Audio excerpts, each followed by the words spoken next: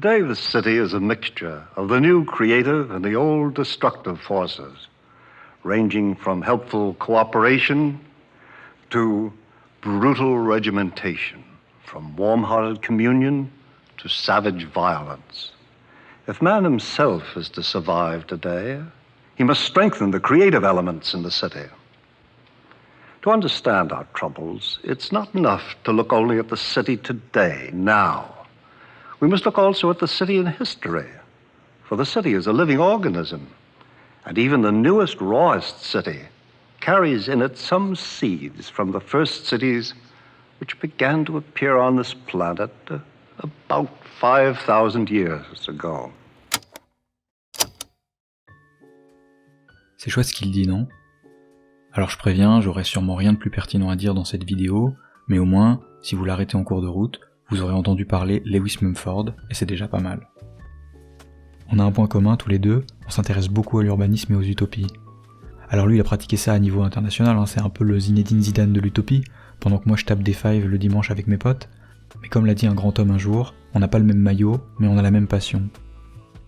C'est aussi pour ça que j'ai eu envie de partager un peu de cette étrange passion et vous raconter mon histoire d'utopie préférée, l'histoire de Neo Tokyo. Il y a tout un tas de manières de raconter cette histoire, mais selon moi la plus intéressante, c'est de commencer par la fin. Et la fin, c'est de demander à Internet qu'est-ce que c'est que Neo Tokyo. D'après l'article Wikipédia, c'est une version futuriste, fictive de la ville de Tokyo, dans les mangas, les animés et les jeux vidéo. On a quelques références qui utilisent ce terme, mais ça nous aide pas vraiment à visualiser clairement de quoi on parle, et l'article, peu importe la langue, reste pas super détaillé. Si on cherche des images, on a tout de suite beaucoup plus de choses. On comprend assez rapidement que Neo Tokyo c'est un terme qui évoque davantage une esthétique qu'un lieu. Qu'on soit sur Google Images, Pinterest ou même Reddit, on retrouve des choses très similaires dans la forme qui collent à peu près avec la définition de Wikipédia. Une ville futuriste de nuit, avec pas mal de couleurs fluo, souvent bleues, roses ou vertes, de très nombreuses enseignes, la plupart du temps écrites en japonais, et tout ça souvent mis en scène pour mettre en avant une forme de modernité exacerbée, qu'elle soit architecturale ou simplement technologique. Et si on cherche le terme Neo Tokyo dans YouTube ou Spotify, tous les résultats, que ce soit des vidéos ou des playlists, utilisent des miniatures avec cette même esthétique. Et le genre musical est toujours plus ou moins en lien avec la musique électro ou la city pop, un style musical japonais de la fin des années 70. Bon, jusqu'ici, rien d'anormal, on a des images qui collent à la définition que nous donne Wikipédia. Mais ce qu'on voit, ce ne sont pas vraiment des utopies. On voit juste plusieurs décors, toujours plus ou moins composés de la même manière, qui se rattachent à une esthétique graphique commune, mais c'est tout. Mais alors comment on peut faire pour aller plus loin que cette première impression ? Est-ce qu'il y aurait un patient zéro ? Et est-ce que si j'écoute la playlist Neo Tokyo A Epic Cyberpunk Mix, je vais trouver des réponses à mes questions ? En fait, pour approfondir ce qui se cache vraiment derrière ça, il faudrait trouver, une autre œuvre.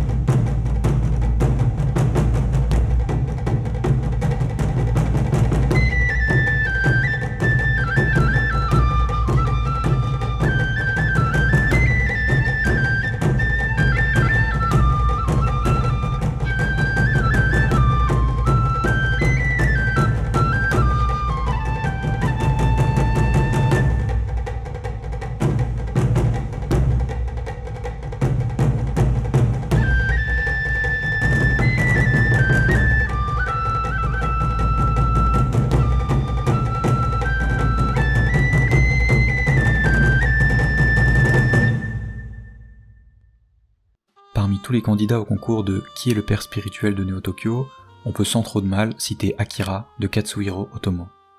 C'est un manga prépublié dans le Young Magazine entre 1982 et 1990 qui sera adapté en film en 1988. Ça donnera lieu à 2 fins différentes, que vous choisissiez de regarder le film ou de lire le manga. L'histoire se déroule en 2019 et on va suivre un groupe de jeunes délinquants qui arpentent Neo Tokyo entre course-poursuite à moto, corruption et expériences militaires secrètes. Pour Otomo, cette ville c'est pas juste un décor. Elle participe à la construction de l'ambiance et à la cohérence de l'histoire comme un personnage à part entière. Chaque plan et chaque planche qui la met en scène nous raconte quelque chose, absolument tout fourmi de détails. Si vous ne connaissiez pas Akira avant de regarder cette vidéo, j'ai conscience que c'est pas évident de comprendre à quel point cette œuvre a eu un impact monstrueux pour tout un tas de gens dans le monde. Ok, j'ai un exemple un peu parlant. Vous voyez ça ? Ce plan de 3 secondes est une scène du film où on voit Kaneda, le héros, glisser sur le côté pour s'arrêter en moto face à nous après une scène de course-poursuite. Ce plan, il est devenu si iconique qu'il est régulièrement réutilisé en hommage dans plein d'autres œuvres, que ce soit de l'animation, des films et même des jeux vidéo, comme Fortnite ou Overwatch par exemple. Alors même si l'esthétique de Neo Tokyo elle est intimement liée à Akira, il est difficile et surtout dangereux de tirer des conclusions sans nuance quand on parle d'inspiration et de filiation d'une œuvre. Dans les années 80-90 au Japon, il y a aussi d'autres mangaka qui vont commencer à développer des visions dystopiques de la ville de Tokyo pour raconter des histoires. Toutes ne portent pas forcément le nom de Neo Tokyo et ne sont pas aussi détaillées que dans Akira, mais il n'y a pas vraiment de doute sur le fait qu'elles ont elles aussi participé à façonner ce qu'on peut voir quand on cherche des représentations de Neo Tokyo aujourd'hui. Cependant, même si ces œuvres sont très chouettes, il n'y en a aucune à ma connaissance qui parle de la ville comme Akira peut le faire. Alors attention, certains sont très réussis, mais on est toujours plus ou moins limité dans notre immersion. La force de Akira, c'est que Otomo, lui, va construire des repères urbains qu'on va revoir plusieurs fois. La passerelle où Kaneda et ses potes passent le temps avec leurs amis, cet immense immeuble tout éclairé qui apparaît jusque dans les rêves de Tetsuo, ou alors le stade olympique en construction. Finalement, peu importe que tous ces lieux n'existent pas vraiment à Tokyo, ils sont là pour rendre crédible Neo Tokyo. C'est fou quand même que Katsuhiro Otomo, le créateur d'Akira, il ait pu imaginer une ville comme ça dans les années 80-90. Je suis un peu curieux de savoir quelles ont été les œuvres marquantes pour lui. Après bon, dans certaines interviews, il parle pas mal du Blade Runner de Ridley Scott.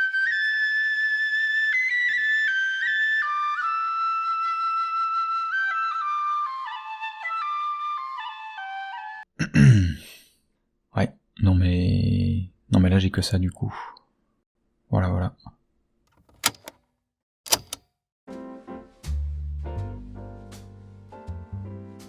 C'est un peu ce qu'on pourrait appeler la version originelle de Neo Tokyo. Ce que vous voyez, c'est le plan d'extension de la capitale japonaise dans la baie de Tokyo, dessiné par un jeune architecte japonais, Kenzo Tange.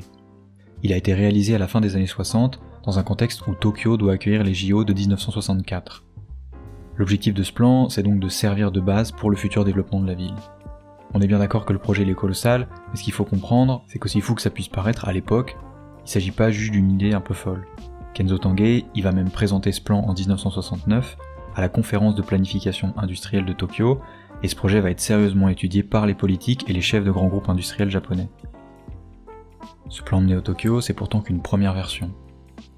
Il va continuer à travailler sur son projet, et 2 ans plus tard, il revient avec une nouvelle proposition, encore plus ambitieuse, tout en gardant cette volonté de développer la ville dans la baie. Cette fois, Kenzo Tange y rigole plus, et le projet est beaucoup plus détaillé et fin que le précédent. On n'est plus dans le simple zoning urbain, mais on a de vrais plans, avec des perspectives sur la baie, les différents bâtiments, mais aussi certains détails dans les habitations. Il ira même jusqu'à présenter ce plan à la télévision nationale en personne. C'est classe, non ? Bon, peut-être que vous n'êtes pas sensible au charme de l'ancien, et j'ai pas vraiment d'argument contre ça, ou peut-être que tout simplement ce projet-là, il parle d'une ville, d'un pays, et surtout d'une culture dont on comprend pas forcément tous les codes, nous occidentaux. Et si on essayait d'envisager les choses sous un autre angle ? Si au lieu de juger l'idée, on tenait compte de ce que ce projet raconte de son époque. Bon, est-ce que je suis parti pour faire un cours magistral complet sur le contexte politico-économique du Japon des années 60 à nos jours ? Alors c'est pas l'envie qui manque, mais j'ai aussi conscience qu'en termes de fun, on va très vite être limité. Pour essayer d'être assez clair par rapport au contexte, ce qu'il faut comprendre, c'est qu'au Japon, comme en Occident, les années 60-70 c'est un peu la folie. Les horreurs de la guerre sont derrière nous, on a une foi presque aveugle dans le progrès, et pour tout le monde l'avenir s'annonce radieux. De plus en plus de gens ont accès à une machine à laver, un frigo, une télévision et même une voiture, tout le monde est content, et dans tout ça, le Japon s'en sort même extrêmement bien, au point de devenir une vraie puissance économique mondiale. Dans ce contexte-là, Kenzo Tange arrive un jour et il explique que le progrès c'est super, mais est-ce qu'on pourrait pas se servir de toutes ces technologies pour anticiper les problèmes à venir ? Oui, parce qu'il s'est pas levé un matin en se disant que ce serait chouette de construire Tokyo sur l'eau juste pour faire joli. Quand il dessine ce plan, il le fait pour essayer d'anticiper des problèmes que commence déjà à rencontrer la ville de Tokyo. Depuis la Seconde Guerre mondiale, tout le monde s'efforce de reconstruire la ville le plus rapidement possible, sans proposer de vision long terme pour son développement. Et le principal problème à cette époque, c'est la croissance démographique que connaît le pays. La population de Tokyo explose en 15 ans, passant de 3,5 millions d'habitants en 1945 pour dépasser les 10 millions au début des années 60. À cette époque, il n'y a pas de ville de cette ampleur, donc il n'y a pas vraiment de modèle préexistant. À ça, tu dois ajouter que si tu as plus de personnes, ça veut aussi dire que tu dois adapter les réseaux de transport continuellement, surtout pour une société dans laquelle la place de la voiture a complètement évolué en très peu de temps. C'est un peu tous ces éléments qui ont participé à la naissance de Neo Tokyo. Selon Kenzo Tange, il fallait impérativement proposer une nouvelle organisation urbaine, sinon on courait à la catastrophe. C'est d'ailleurs pour ça que le second projet il a une forme linéaire. L'idée c'était d'abord de pouvoir développer le réseau de transport sous forme d'une grille extensible dans la baie de Tokyo, et ensuite d'y greffer les logements en fonction de la demande. Il fallait que la ville puisse s'adapter à la croissance, et selon Tange, le progrès permettrait à Tokyo de faire face sereinement à ça.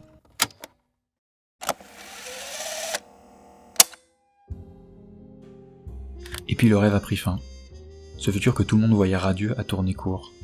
Chaque jour les nouvelles sont devenues de moins en moins bonnes. Les deux chocs pétroliers des années 70, qui vont entraîner une hausse du prix du pétrole dans une société japonaise devenue totalement dépendante. De fortes mobilisations étudiantes qui se mettent en place dans tout le pays suite à l'augmentation des frais d'inscription à l'université. Et puis pour saupoudrer le tout, plusieurs scandales politico-financiers qui vont éclater dans les années 70-80, impliquant plusieurs hommes politiques japonais, dont Kakuei Tanaka, le Premier ministre lui-même. Toutes ces choses-là, elles sont dans Akira. Le climat de violence face aux forces de l'ordre, les nombreuses émeutes qui éclatent un peu partout, la corruption des élites, et aussi une forme de rupture générationnelle qui s'installe progressivement. Mais, colonel, cela me surprend que vous ressentiez quelque chose pour cette métropole pourrie. Les gens ont perdu toute fierté lors de nos exploits il y a longtemps. Maintenant, la seule chose qui les intéresse, c'est leur satisfaction personnelle. Non, vous avez bien raison. Alors pourquoi perdre votre temps? C'est le devoir du soldat. Vous ne pouvez pas comprendre. J'ai volontairement présenté Akira uniquement par la manière dont Neo Tokyo est représenté, mais ce qui rend cette vision aussi juste, c'est qu'elle illustre parfaitement ce contexte. Otomo raconte comment l'homme est dépassé par ses propres découvertes, comment cette confiance aveugle dans le progrès nous a rendus incapables de comprendre le monde qui nous entoure. Cette ville est déjà saturée. Elle devient un fruit trop mûr, ça commence à puer. Mais il y a une nouvelle graine qui germe à l'intérieur. Il ne nous reste plus qu'à attendre que le vent souffle et le fruit vous tombera dans les mains. On parle pas d'une fin absolue, mais plutôt de la fin d'un cycle. Une chose doit mourir pour en laisser vivre une autre. Et apparemment, il est temps pour Neo Tokyo de disparaître. Voilà, c'était l'histoire de Neo Tokyo. Ou en tout cas ma version de celle-ci. N'y voyez aucune vérité absolue, mais plutôt un grand jeu de pistes que j'ai pris plaisir à recomposer au fil du temps. Le plus intéressant avec les utopies selon moi, c'est ce qu'elles racontent sur l'époque à laquelle elles ont été imaginées. Si ça vous intéresse, les sources que j'ai utilisées pour écrire cette vidéo sont en description, et si vous avez envie d'écouter d'autres histoires sur les villes qui n'existent pas, vous pouvez aller écouter mon podcast Histoire d'une utopie. Bon, je dis ça un peu comme si j'avais déjà écrit 5 saisons, mais si vous avez aimé l'histoire de Neo Tokyo, vous aimerez sûrement l'histoire qui parle de Marine City, un projet de ville flottante imaginé par un des amis de Kenzo Tange, Kyonori Kikutake. Voilà, je crois que j'ai tout dit. Ah non, attendez, j'allais oublier. Est-ce que vous saviez que Akira se passe en 2019, et qu'en 2020 dans l'œuvre, Tokyo doit accueillir les JO? The International Olympic Committee has the honor of announcing that the games of the 32nd Olympiad in 2020 are awarded to the city of Tokyo. C'est fou parfois comme le hasard fait bien les choses, non?